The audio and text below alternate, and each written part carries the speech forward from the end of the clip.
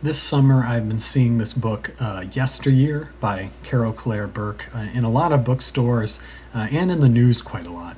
So when I realized I haven't read much contemporary literature this year, more just some nonfiction with occasionally mysteries or even a few classics, this was the first contemporary novel that I sort of randomly picked up. Yesteryear tells the story of a social media influencer named Natalie who has a social media business based on her life at Yesteryear Ranch, where she lives happily with her husband Caleb and her 5 adorable children, eschewing the perks of modern urban life to have a quieter and simpler life. Or to use the modern parlance, as her YouTube audience and eventually her own daughter point out, she's a trad wife, or traditional wife, for those of you like me who are not Gen Z or later. Yeah, I'm probably already either too old or too disconnected from social media to really be the target audience for this book. But nevertheless, I persisted onwards with this noble goal of being up to date in the latest book culture. This book was praised in multiple reviews and multiple book lists, several in the New York Times, for example, among others. But I also was fairly wary of it as I read the first few chapters and even just the book jacket, wondering if this would turn out to be sort of a moralizing story, or to directly quote from the reviewer Constance Grady of Vox for some special color, a sadistic influencer comeuppance fantasy. And by the end, that is pretty much what it is, but it takes a while to get there, so let's explore. This novel definitely has all the makings of something much deeper. It's propulsive, very well written. Caro Burke really demonstrates a lot of skill in evocative wordcraft, as well as an ability to create deep characters with their own motivations and backstory. Natalie is really not, at least for the beginning of the story, simply a cartoon cutout of this stock character, or new stock character called the Trad Wife. She's not the protagonist of some ridiculous parody of a woman's living a simple rural life. We learn gradually in the first half of the book that Natalie came from a Christian religious background, though the specific denomination is intentionally left unspecified. But yeah, she was a bright and resourceful girl, which led her eventually to attend college at Harvard. And there she encountered a bunch of self-absorbed and entitled girls who, in Natalie's experience at least, were nothing like her, who in many ways were quite the opposite of her. And Natalie, quite insightfully in my opinion, sort of sees through their facade of sophistication and realizes that these girls too really are just young women wandering aimlessly into their adult lives, but that they, unlike her, being at this elite liberal institution where most of their peers are just like them or more similar to them, don't have anyone to challenge them in the same way that she, Natalie, does in the form of all them. In passages that really do feel tragic, Natalie, in her mind, scorns these women for having the hubris to believe that they've shed the burdens of their religion and of older, more conservative values to become modern women, when in doing so, they've in fact just thrown away the one orienting principle, namely religious faith, that Natalie has and that gives life an actual sense of direction or purpose beyond some sort of simple hedonism or artificial goals like career success that they've constructed for themselves so as to have this sense of purpose. With a strong sense of superiority, she laughs at them, first in her mind and then eventually to their faces, for thinking that they've won in this modern world as women, where Natalie constantly is reminding herself these other girls will labor twice as hard as their male peers to eventually earn half as much as them, probably along the way still having to resort to the old tactics that they all condemn, like flirting with the boss at the company party or something like that.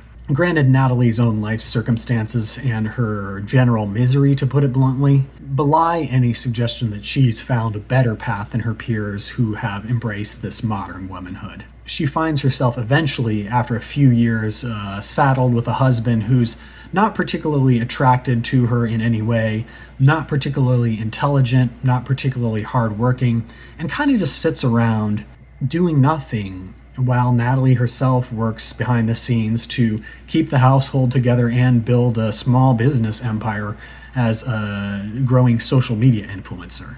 And while the idea of being a loving mother with these adorable children holds this clear, innate appeal for her, She struggles with continual thoughts that she's not actually ready to be a mother, and in fact, that while the idea of it is appealing in a certain romantic way, the practical reality of it is she hates it. After her first child, her daughter Clementine, is born, she struggles with what seems to be a crippling postpartum depression.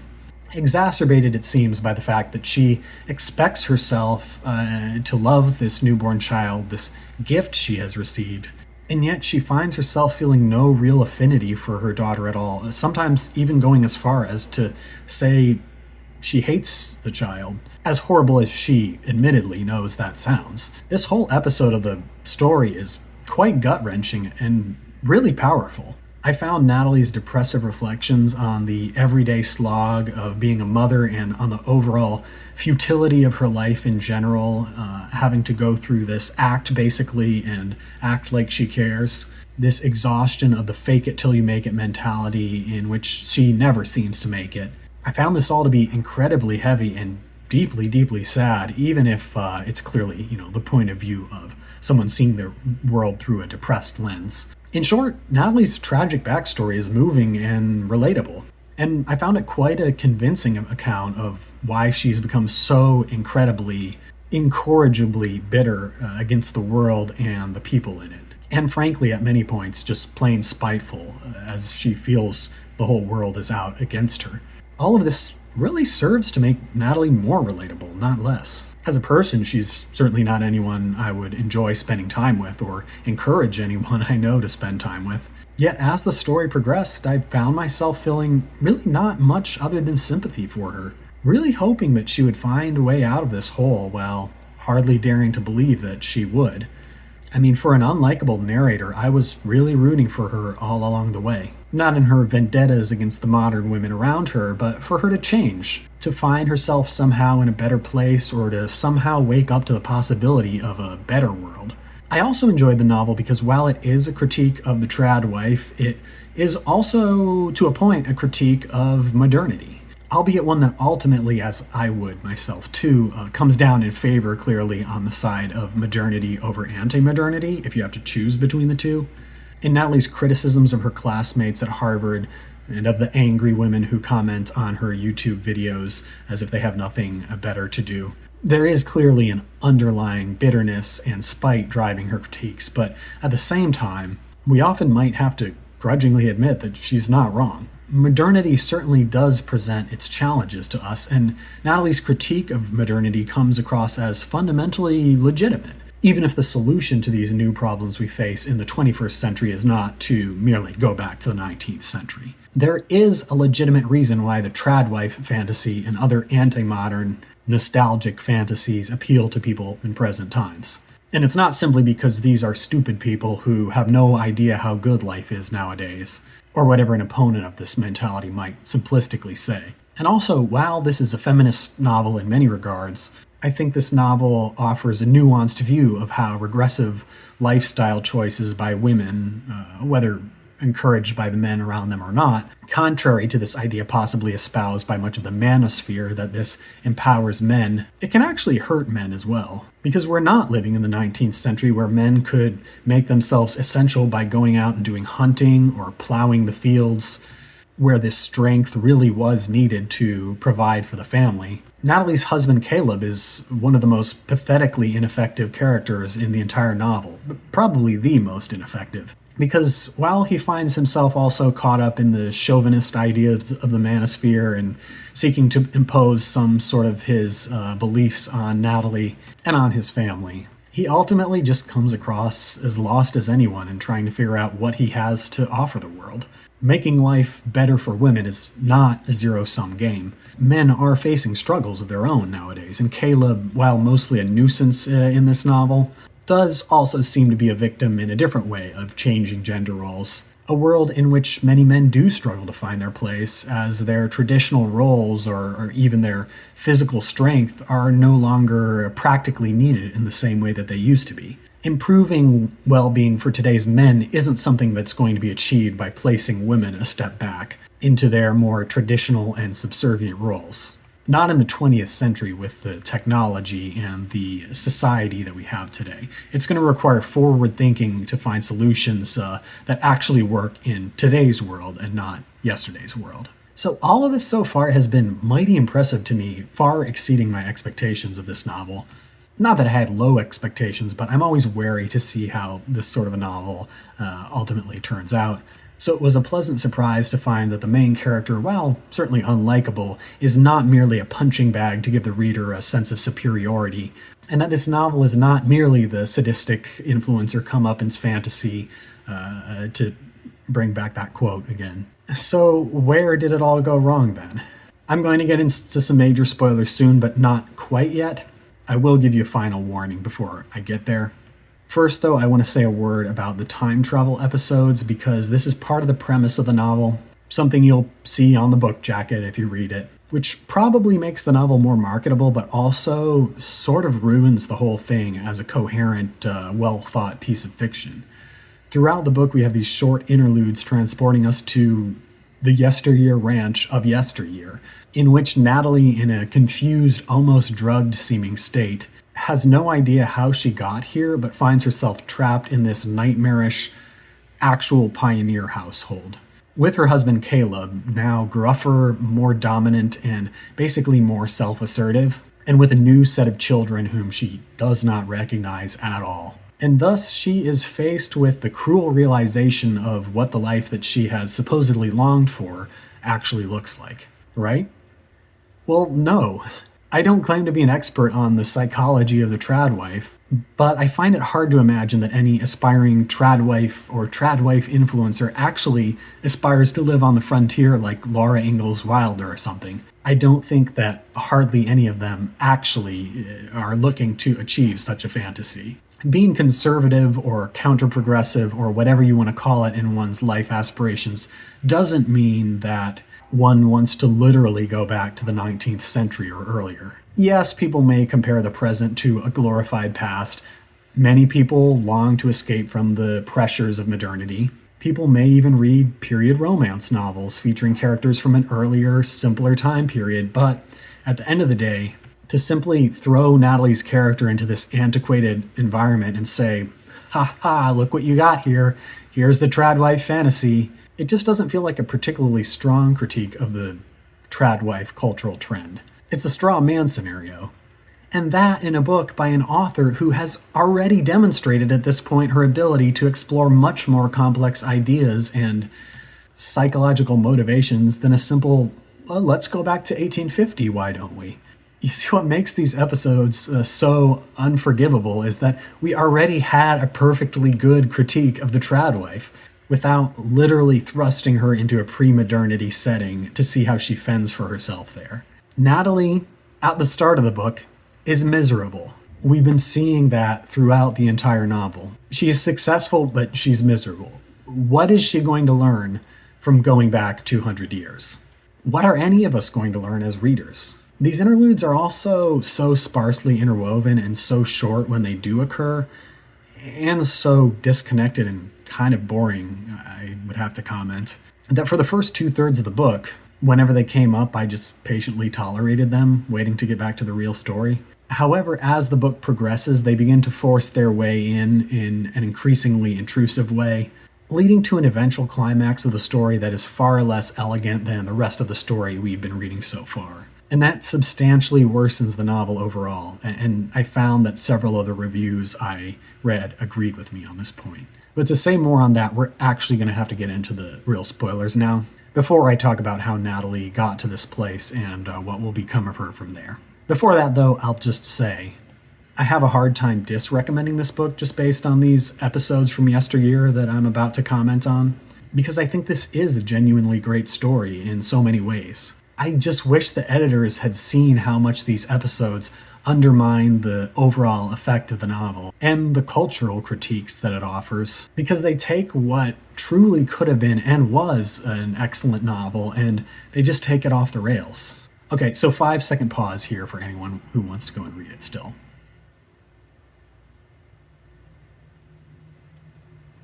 All right, so the spoilers are coming now. We learn in the last third of the book or so that the apparent past in which Natalie has been living during these Yesteryear episodes is not actually the past. It's the present day, or rather, it's the future from the perspective of the Natalie we've been following through most of the novel so far, through her life on the farm as a social media influencer.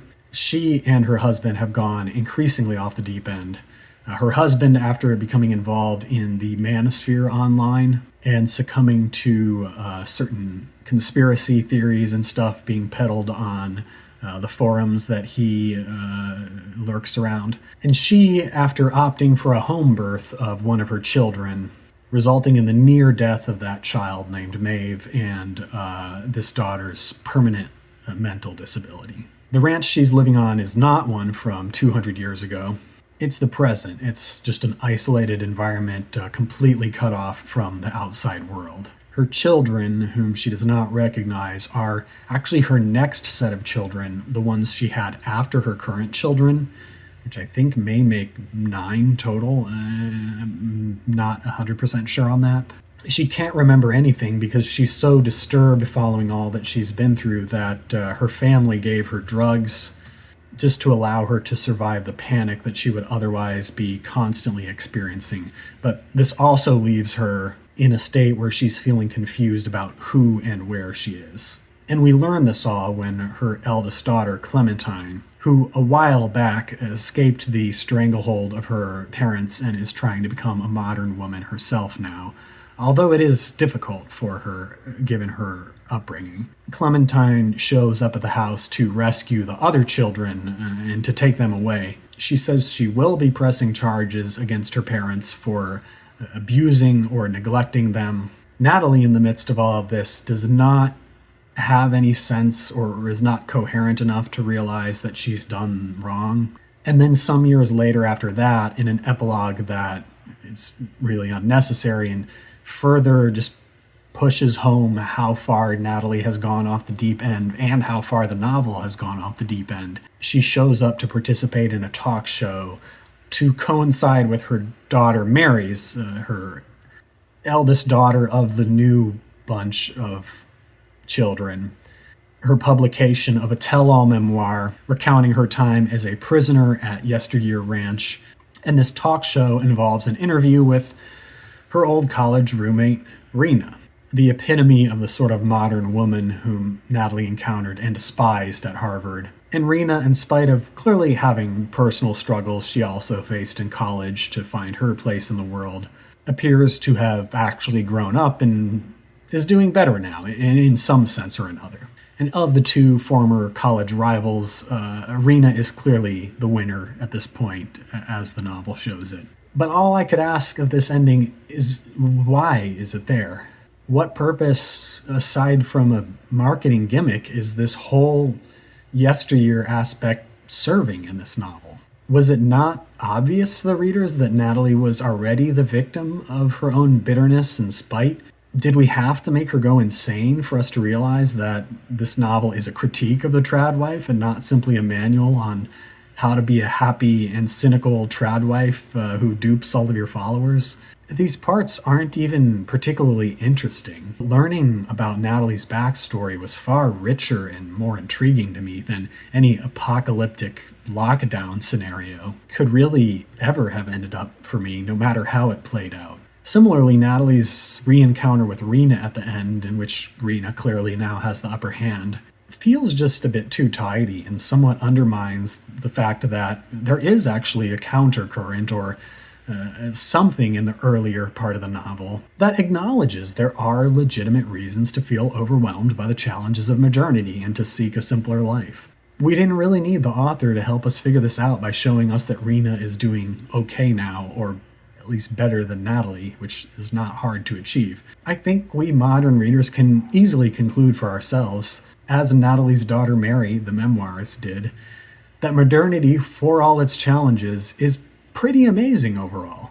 Quite simply, it's just not satisfying watching Natalie deteriorate at the end of the novel. This is not a novel in which we can all laugh at Natalie's glorious comeuppance. She's been painted much too sympathetically, as too much of a victim of circumstances, for us to now view her degeneration as really anything but tragic. Or, to quote Vox's Constant Grady one more time, there's an easy smugness to this conclusion that, in retrospect, makes the project of Yesteryear less satisfying than it at first promised to be. This Vox review I've been referring to a few times by Constance Grady. I did find it quite on point for the most part, although I think the reviewer was, even more than me, was able to tolerate Natalie's comeuppance a bit more than I did.